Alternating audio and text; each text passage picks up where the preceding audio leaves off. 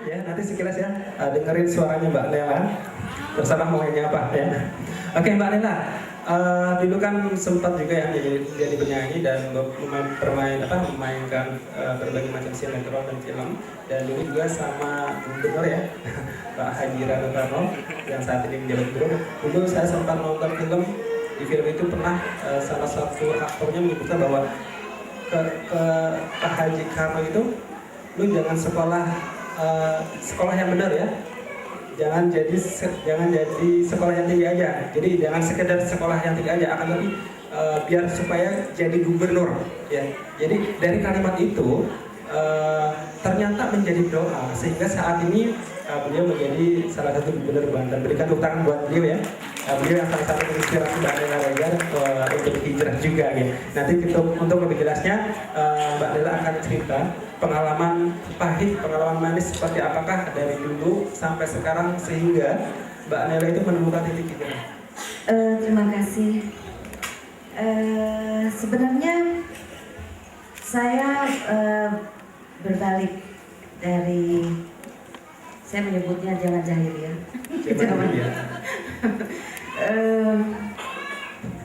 Itu karena kematian ayah saya. Ya, ayah saya kebetulan saya sangat dekat dengan ayah saya. Dibilang terlalu dekat malahnya hubungan saya. Waktu itu tiba-tiba ayah saya meninggal. Terus 5 hari setelah beliau meninggal, saya cuma lagi sholat, saya bilang sama Allah, ya Allah, waktu lagi bapak saya ada, saya bisa kasih beliau apa aja, kasih beli baju, beli ini, kasih uang, kasih apa, saya bisa menyenangkan semua. Sekarang bapak saya udah nggak ada, ya Allah, apa yang saya bisa kasih supaya bapak saya itu bisa tenang, bisa saya tetap bisa berbakti sama bapak saya. Azab perintah memakai menutup aurat. Terus saya bilang gini, ya Allah, apa ini ya yang untuk bapak saya gitu kan. Tapi saya nggak punya baju panjang, saya nggak punya apa-apa. Tapi tiba-tiba saya, oh iya, ini yang saya mesti lakuin untuk bapak saya.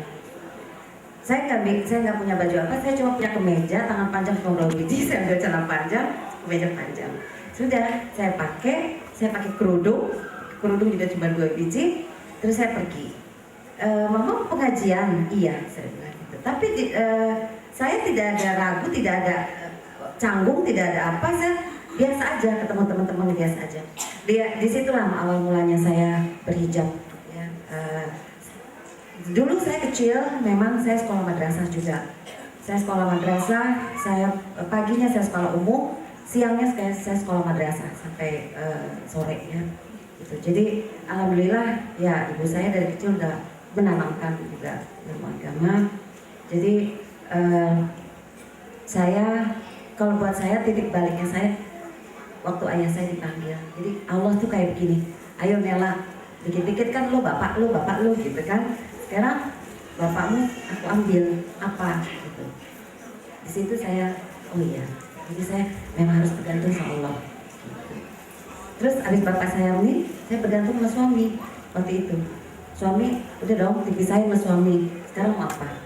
Jadi saya memang harus bergantung sama Allah semata. Itu aja. Oke, baik, terima kasih. Kalau misalkan aktivitas saat ini masih syuting? Saya udah enggak. Dibilang nyanyi, saya sebenarnya lebih sekarang nyanyi udah enggak ya. Saya mau sebenarnya nyanyi yang Ya.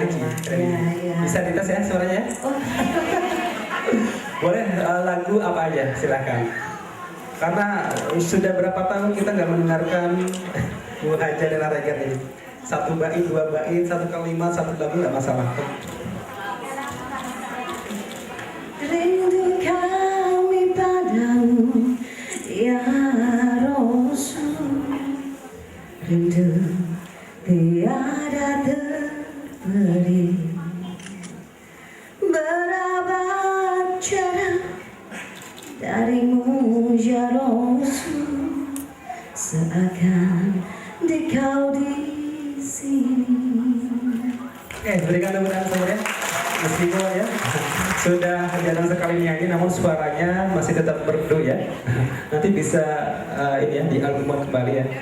Khusus untuk lagu religi seperti itu. Jamaah di sini siapa, para peserta di sini siap membeli buku apa CD-nya gitu. Oke, sekarang ke Haji Asrifo ya, Asrifo.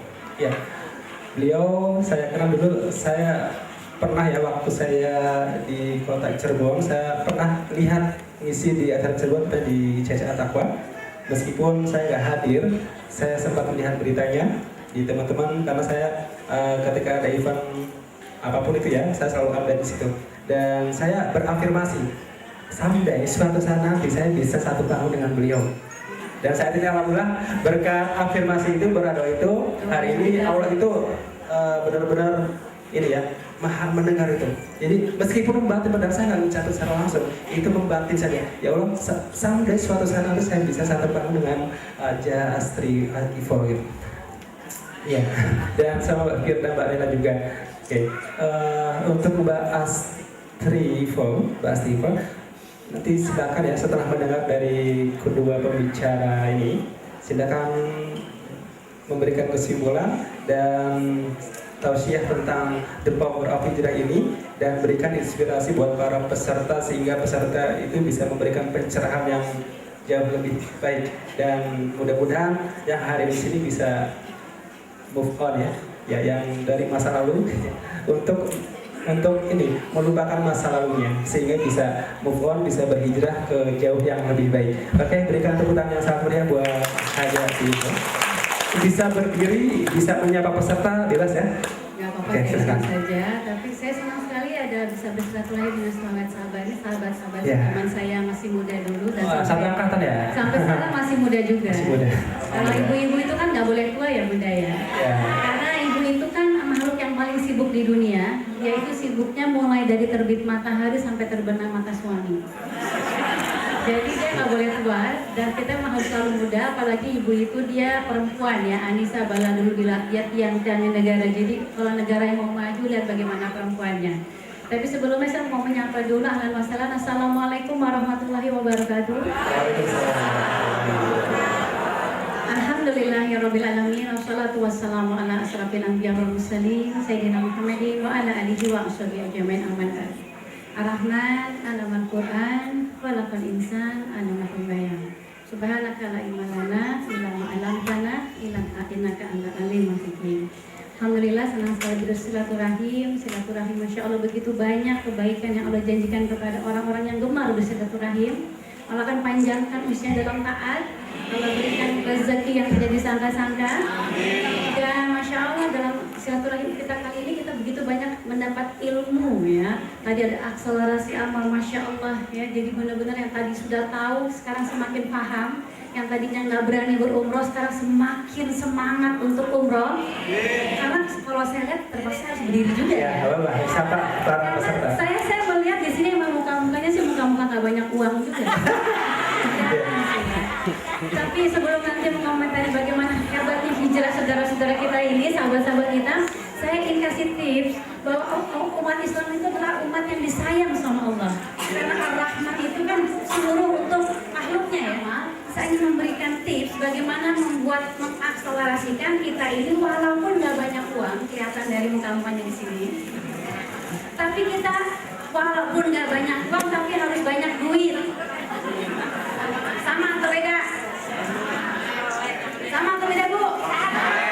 Nih saya tanya ya sekarang, kalau koruptor itu uangnya banyak atau dikit? Dikit. Kenapa? Karena terus korupsi. Itu uang. Kalau duit, apa yang membedakan dengan uang? Karena duit di dalamnya itu ada doa. Kan duit itu duit. Pertama hurufnya apa? D-nya apa? Doa. Faiza sa'atlaka ibadi ani wa ini qarib. Ujibu da'wati. Allah sayang, Allah dekat sama kita dan Allah kasih apa yang kita minta. Jadi siapa yang mau umroh di sini? Udah minta belum sama Allah? Nggak cukup hanya minta, syarat dan ketentuan berlaku. Syaratnya nggak banyak, syaratnya cuma 2. Faliyastajibuli waliyu'minu. Faliyastajibuli, ijab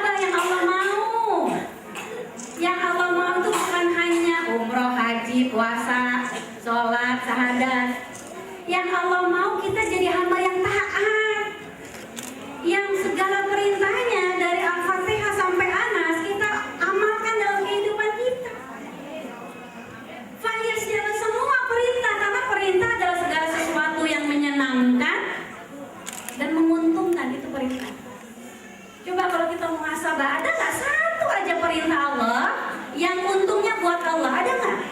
Umroh untungnya buat siapa? Buat kita. Sholat tadi begitu banyaknya benefit, begitu banyaknya manfaat, cinta, rahmat, maghfirah. Buat siapa? Buat kita. Itu perintah. Maka perintah adalah segala sesuatu yang menyenangkan. Kalau larangan itu segala sesuatu yang membahayakan dan merugikan. Coba pikir lagi deh, bener nggak? Biasanya nih kalau ada habis puasa, ya kan kalau dilihat dari sini sih kayak bayi-bayi sih yang baru dilahirkan, lagi lucu-lucunya ya. Tapi dosa yang paling nomor satu sering dilakukan tuh pertama kali dosa besar ini satu adalah ghibah. Nah, suka nggak nyadar gitu ya. Nah, itu sebabnya kita paling yastajibu mengijabah, melaksanakan semua yang Allah mau, mulai dari Al-Fatihah sampai akhir. Jadi kalau tadi saudara saya tercinta Nela, ya Firda, berhijrah dengan begitu banyak cerita, kita pun memiliki cerita tersendiri dalam kehidupan kita. Ya, kalau saya hijrahnya adalah Iqra. Kalau dulu saya tuh jadi orang penting, Bu. Yang penting saya sholat, yang penting saya puasa, yang penting gak nyakitin orang, yang penting gak nipu gitu ya. Padahal yang penting adalah bagaimana kita taat nurut. Itu yang penting. Maka hijrah harus dengan ilmu. Kalau enggak, amal-amalnya enggak jadi amal soleh, tapi jadi amal salah. Maka hijrah adalah perintah yang pertama, perintah yang utama harus dibarengi dengan ilmu. Ilmu apa? Ilmu tentang bagaimana kita hidup. Ada di mana? Ada di dalam Al-Quran dan Sunnah.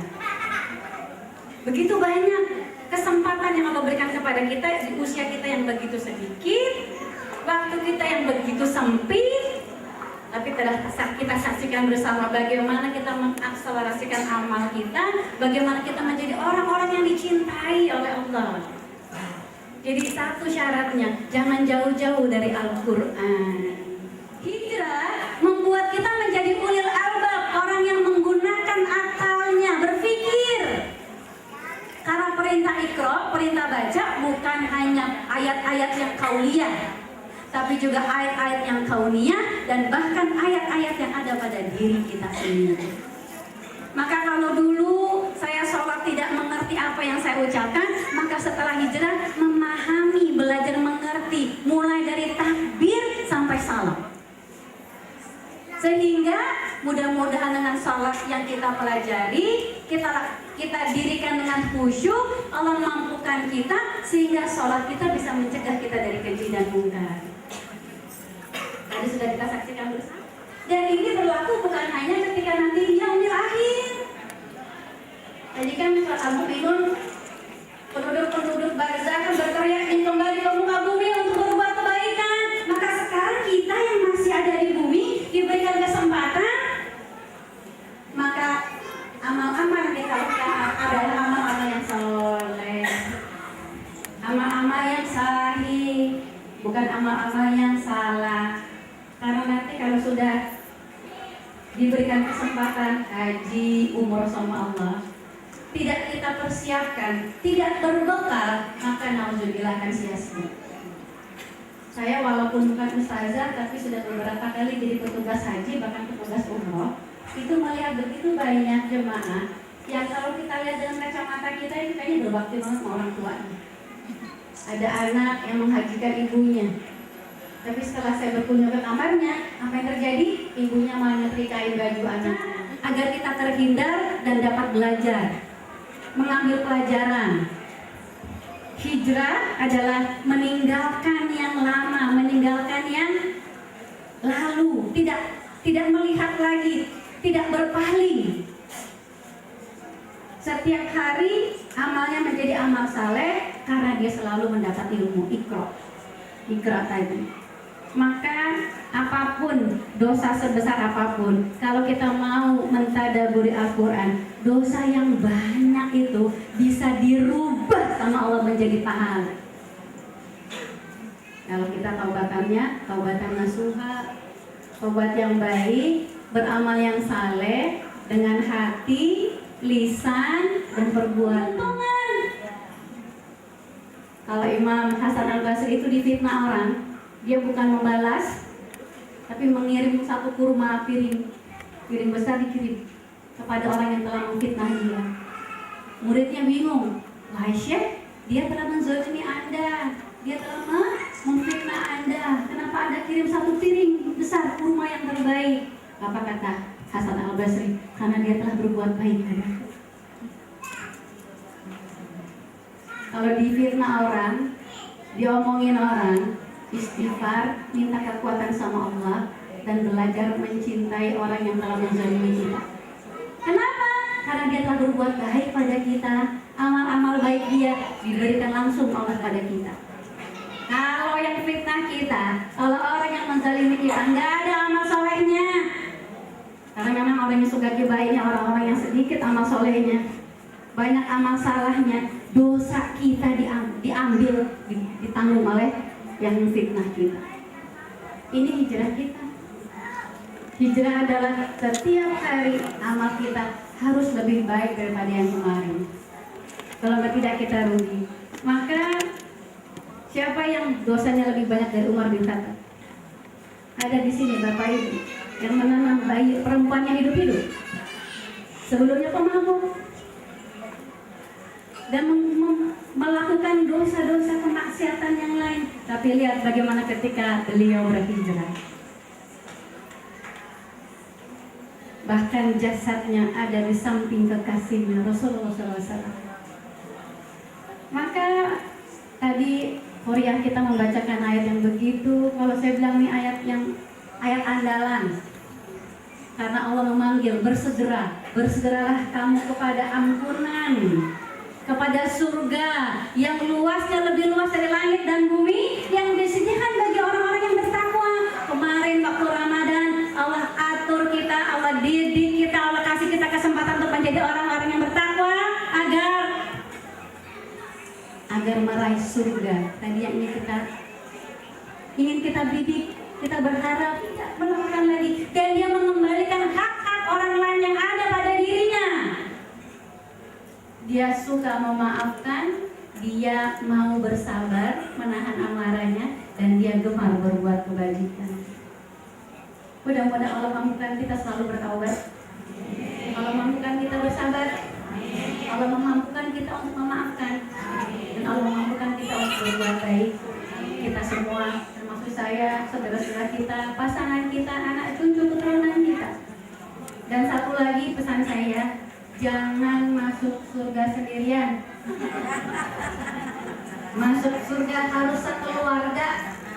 Dalam surat At-Tur ya, ayat ke-21 Allah berjanji nanti orang-orang yang beriman itu akan dipertemukan dengan kakeknya, dengan pasangannya, dengan neneknya, dengan anak cucu keturunannya. Bahkan para ulama itu kalau berpisah gimana mereka berpesan?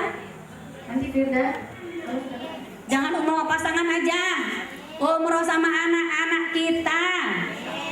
Ini anak-anak udah gede gini deh Bu, susah banget waktunya. Satu kerja, satu bakti sama suaminya, bener ya? Maka begitu punya waktu yang luang, umroh berjamaah Bu. Tadi ganti, uangnya dari mana? Nggak ada, nggak punya uang. Harus nggak apa-apa nggak punya uang, tapi harus punya duit yang banyak. Tadi D-nya apa Bu? Doanya khusyuk, mengijabah yang Allah mau, waliyuk minubi, iman pada Allah, sayang sama Allah. Kalau perintahkan apa redo? Disuruh nutup aurat, tutup. Jangan bilang panas Bun. Mau di mana tadi? Tadi apa yang paling ringan nerakanya? Hawiyah. Yang baraknya ada di kaki kita nak. Itu otak kita mendidih. Mau? Mau. Kenapa jadi saya yang ceramain? Namanya ada di sini. Maaf ya. Ini naluri Bunda begini nih. Kenapa? Karena nggak mau cuma di dunia saja. Tadi cuma singkat, setengah jam di dunia sama anak Anda. Masya Allah, nggak sanggup hati Bunda nak. Anak saya laki semuanya Bu. Terus saya bilang, nanti kalau cari istri yang kerudung ya, apa katanya? Jawabannya, Mama juga dulu waktu masih bilang nggak pakai kerudung. Dasar ibu-ibu ikro ya. Kalau anak-anak ikro, ibunya harus ikro. Saya bilang apa? Dulu nak, Bunda nggak tahu.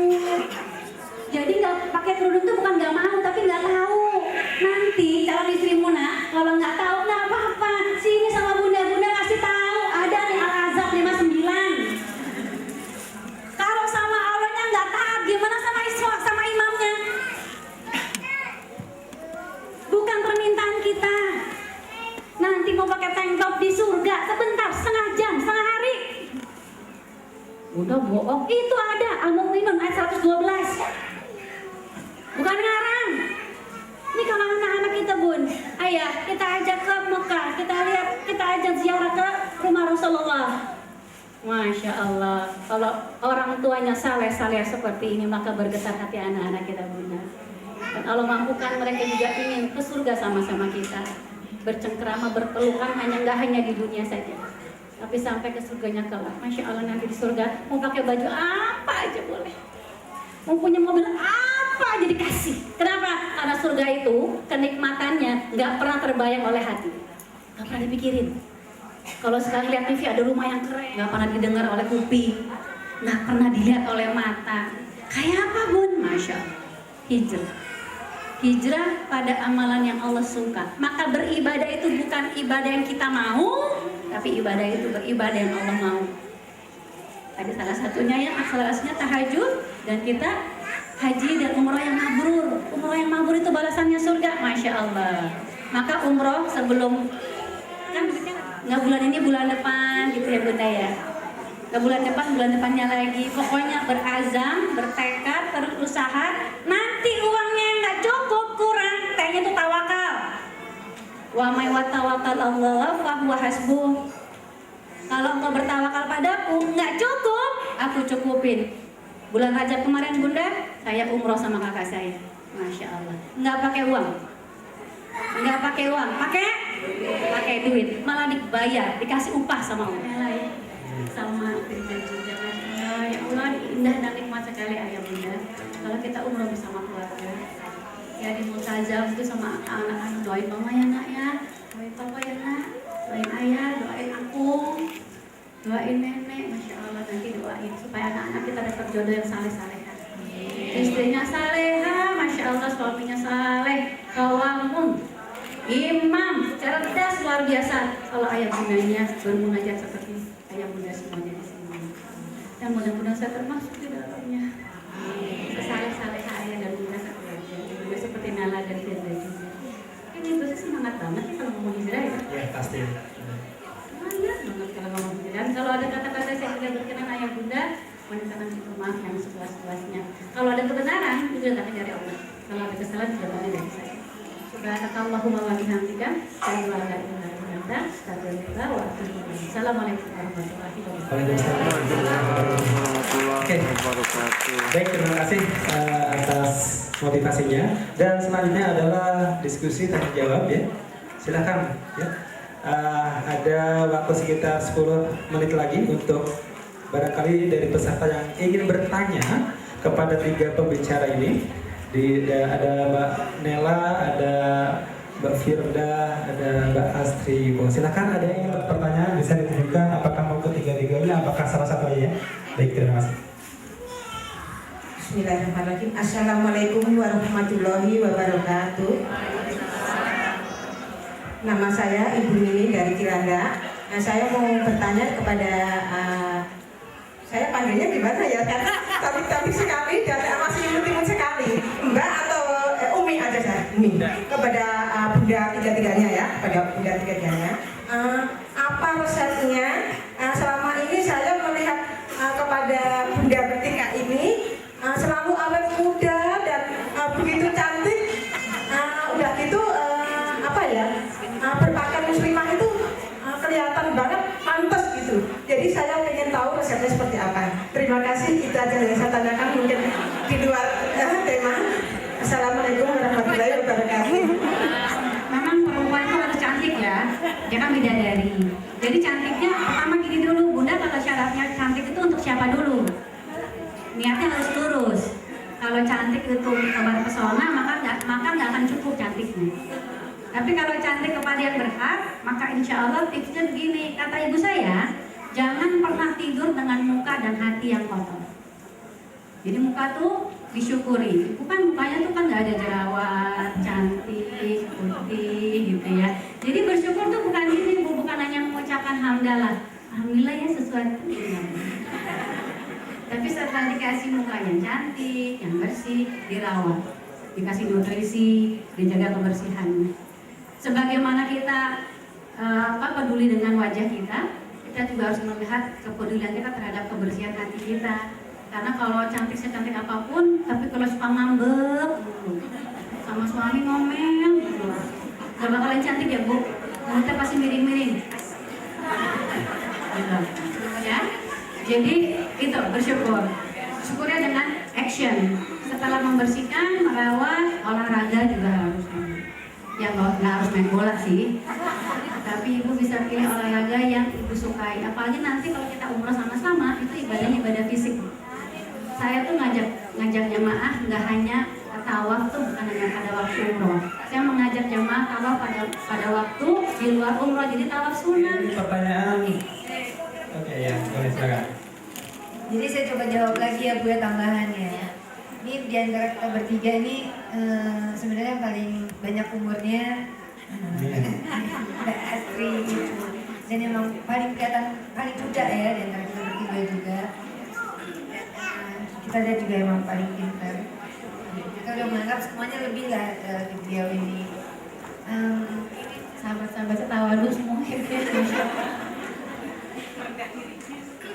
Kalau saya sekarang, karena saya sekarang mulai belajar ya Bu, begini, setiap saya ada masalah, setiap apa yang saya dapat, saya semuanya cuma mengatakan dalam hati. Karena yang namanya persoalan, yang namanya masalah pasti ada. Sebagai manusia pasti kita dikasih masalah. Kalau enggak, kita nggak punya warna dalam hidup kita. Tapi kalau misalnya kita udah di dalam sini, kita nih udah ditanamkan, ditabung nih kata-kata bahwa semua ini karena Allah. Semua ini Allah yang memberikan kita. Kalau misalnya kita tidak diberikan warna dalam hidup kita, kita nggak bisa menjalankan hidup kita. Nggak tahu rasanya bersyukur, nggak tahu rasanya kita bersedih. Itu nggak enak juga rasanya. Kalau misalnya kita kasih enak, terus nggak enak. Hidup kita ini kayaknya bosen gitu kan. Nah kalau buat saya nggak ada syarat tertentu sih, tapi saya mulai belajar sekarang. Kalau misalnya sih udah saya tanamkan bahwa semua ini karena Allah, semua ini dari Allah. Masalah ya dari Allah, ya kesenangan semuanya dari Allah. Jadi itu aja kalau buat saya. Mudah-mudahan bermanfaat juga buat ibu. Yang paling kecil sedikit umurnya. Beda-beda ya banyak ya, beda-beda tipis. Ya seperti tadi katanya Bunda Aci ya, bahwa kita itu kalau mau tidur memang harus bersih muka, bersih hati, dan selalu positif Bu. Positif aja Bu. Tadi kata Bunda Aci, tadi kita difitnah, positif aja Bu. Alhamdulillah, dosa gue keambil dia gitu. Alhamdulillah, ya gue dikasih kebaikan gitu Bu. Kalau saya gitu. Banyak, tinggal tunggu nanti di sana di akhirat Allah akan balasnya. Itu kalau Allah tidak sayang sama kita. Tapi kalau Allah sayang sama hambanya, pasti hambanya dikasih ujian, masalah. Mau sabar gak? Mau tawakal gak? Gitu. Ya Bu ya, jadi positif. Kalau saya positif aja. Ya. Oke, baik, terima kasih. Kenapa kita tuh orang mukmin nggak boleh merubah-rubah, ya nggak boleh nyulang alis, nggak boleh suntik, nggak boleh merubah-rubah. Dalam surat An-Nisa ayat 119 ada. Kenapa? Karena salah satunya puasa. Puasa itu membuat kita justru awet muda ya. Karena meregenerasi sel. Kalau kita tuh mudanya cuma ditarik-tarik di sini, kalau selnya tetap tua, tetap aja membleng. Tapi kalau emang kencangnya dari dalam, dan ini kan Allah yang punya nih Bu, yang merintahkan juga Allah. Ini sunnah, jadi ibadah saum itu bukan hanya Ramadan saja, bukan hanya bayar utang saja, bukan sawal saja, tapi setiap minggu, Senin, Kamis, ayam multi itu membuat kita lebih awet muda insyaallah. Baik, kita langsung diberikan. Oke, ada pengumuman sebentar. Assalamualaikum warahmatullahi wabarakatuh. Saya Nur dari Tangerang Kabupaten. Saya ingin bertanya, ghibah itu kan seperti yang sudah diketahui itu kan dosanya besar ya Bu. Tapi ini kan kalau kita di lingkungan kantor, di lingkungan rumah, pasti kan banyak yang seperti itu. Nah, bagaimana cara kita itu untuk menghindari hal-hal seperti itu dan kita tidak ikut-ikutan gitu. Karena kan kalau orang kayak gitu, kalau kita diem aja pasti dibilangnya diem aja gitu. Gimana tipsnya? Kewajiban untuk mengajak pada kebaikan. Karena perintahnya Iqra dan landasan kehidupan kita Quran, maka dia semua kembali kepada landasan hukum, yaitu Al-Quran dan Sunnah. Ada baiknya atau mestinya kita tahu landasan hukumnya apa kalau orang ghibah itu. Jangan-jangan orang yang bergibah itu dia nggak tahu sebenarnya apa sih konsekuensi yang akan dia tanggung. Kalau dia tahu ketika dia gibah saudaranya, terus dia mengunyah bangkai saudaranya, maka dia akan stop. Kalau yang saya lakukan adalah saya menyampaikan kalau dalam Al-Quran kalau ngomongin orang itu konsekuensinya adalah dia mengunyah bangkai. Gitu. Ya, kan terus pasti dia kadang-kadang kalau kita berbicara soal Al-Quran dia wah soalin banget gitu ya. Nggak apa-apa dibilang soalin daripada sok kafir. Iya kan, nggak apa-apa dibilang sok suci daripada sok najis. Dan itu yang berbicara bukan kita, itu firman Allah. Orang yang menggibah saudaranya itu mengunyah bangkai saudaranya. Ya, jadi, astagfirullahaladzim, jangan gini kali, jangan ngomongin orang. Tapi jangan kayak pendakwa gitu. Wah, saudaraku. Jangan gitu juga ya, Pak ya. Jadi, tahu nggak? Pas itu kan suratnya Al-Hujurat 12 ngeri banget nih. Kita mengunyah bangkai saudara. Gitu. Jadi sampaikan kabar gembira dan peringatan. Sesi itu saya.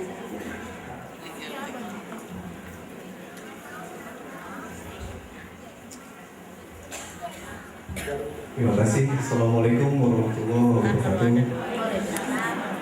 Perkenalkan, saya Yudi dari Bintaro, Jakarta Selatan.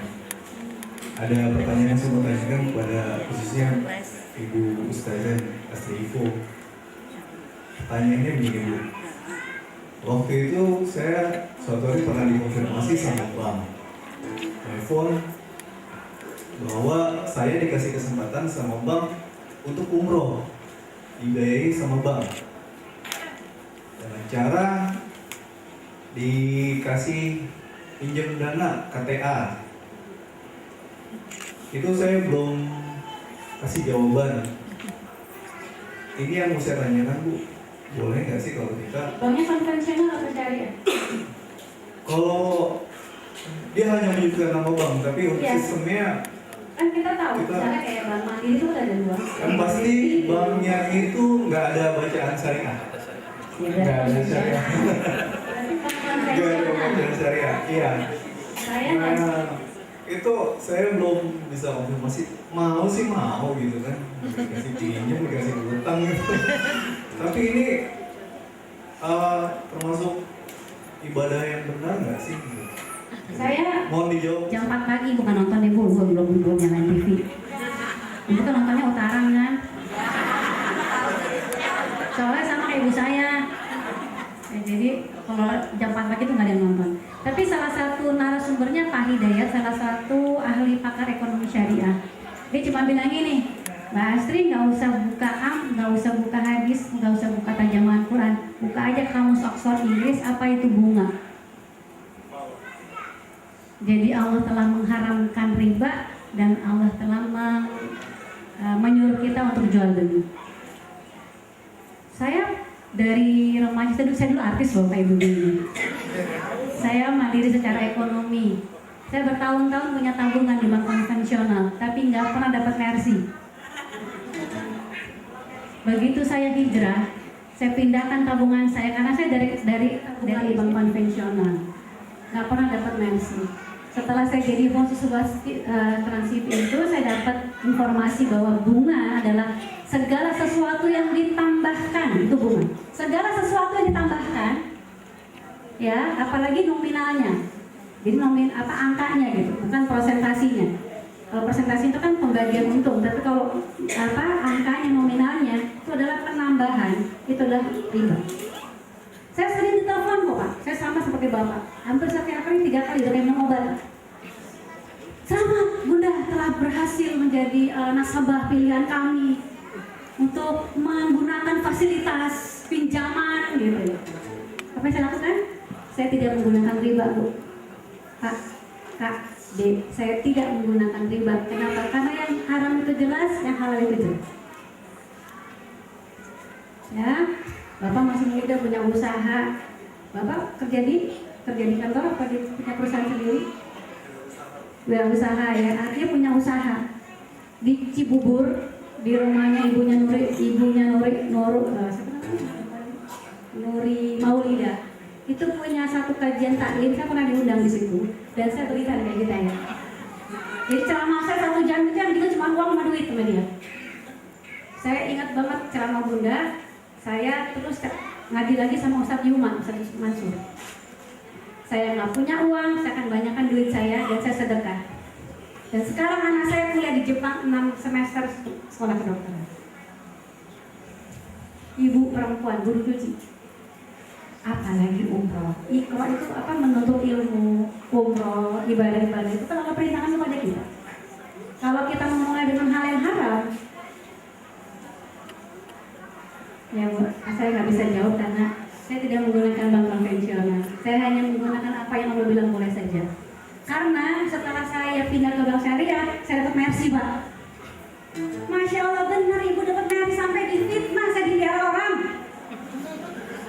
Dapat mercy, Masya Allah. Dari mana? Dari pekerjaan dan komisi. Kalau Bunda mengerjakan program ini, in-house training, nanti dibayar dengan ini. Saya ini bilang, ini bukan saya, ini Allah. Ini Allah memberikan kemudahan. Oke. Dan acara selanjutnya akan ada presentasi dari Panel Syariah atau dengan nanti silakan disampaikan oleh Pak Amir Risabi. Silakan saya ingin kembali ya. Silakan bagi yang usaha tasar bisa bergantian ya. Jadi jangan pulang dulu karena hari utama sudah mati ada. Ibu, tidak lupa kita panjatkan puji, kita panjatkan salawat dan salam kepada junjungan kita, panutan semua umat di muka bumi ini, Nabi Muhammad Rasulullah SAW. Dan saya juga berterima kasih kepada Ibu Listifa dan para hadirin sekalian di sini. Pada kesempatan ini kami akan mempresentasikan sedikit mengenai kantor kami, yaitu Panin Bank Syariah. Tapi mungkin untuk lebih